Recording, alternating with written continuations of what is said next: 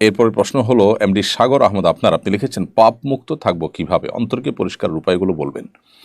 ভাই সাগর আহমদ, পাপ মুক্ত থাকার প্রচেষ্টা আপনার মধ্যে আছে, এটি দেখে আপনাকে আমি সাধুবাদ জানাচ্ছি।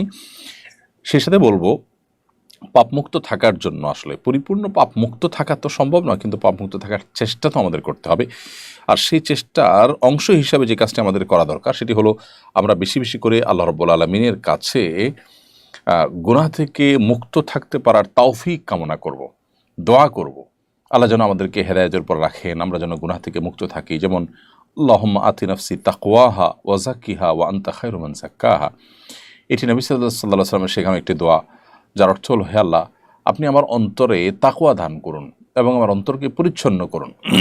কারণ আপনি সর্বোচ্চ অন্তরকে সবচেয়ে ভালোভাবে পরিচ্ছন্নকারী। তো এখানে অন্তর পরিষ্কার করার উপায়ও জানলাম, আবার গুনাহ থেকে বাঁচার উপায়ও জানলাম, অর্থাৎ আল্লাহ সুবহানাহু ওয়া তাআলার কাছে দোয়া করা।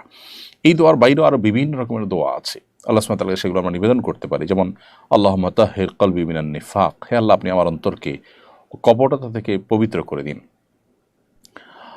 ও আমালে মিনার রিয়া, আমার কাজকাম, আমার আমল, ভালো কাজ, এগুলোকে লৌকিকতা থেকে আপনি বাঁচিয়ে রাখুন। এভাবে নবী সাল্লাল্লাহু আলাইহি ওয়াসাল্লাম আরও বিভিন্ন দোয়া হাদিস বর্ণিত বিভিন্ন হাদিসে, সেগুলো আমরা আল্লাহ সুবহানাহু ওয়া তাআলার কাছে পেশ করতে পারি অন্তরকে পরিচ্ছন্ন রাখবার জন্য এবং নিজেকে গুনাহমুক্ত রাখবার জন্য। নিজেকে গুনাহমুক্ত রাখার জন্য আরেকটি স্টেপ হলো গুনাহের পরিবেশ থেকে দূরে সরা।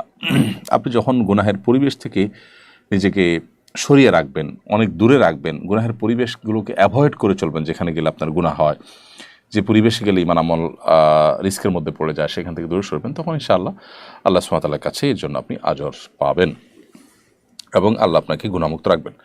তৃতীয়ত, নেককার মুত্তাকি পরহেজগার যারা গুনাহ থেকে বেঁচে থাকার জন্য সংগ্রাম চালান, সে মুত্তাকি পরহেজগার আল্লাহওয়ালা মানুষদের সুহবত, তাদের সান্নিধ্য, তাদের সংশ্রম, এটাও আমাদেরকে গুনাহমুক্ত থাকতে সাহায্য করে, সহায়তা করে।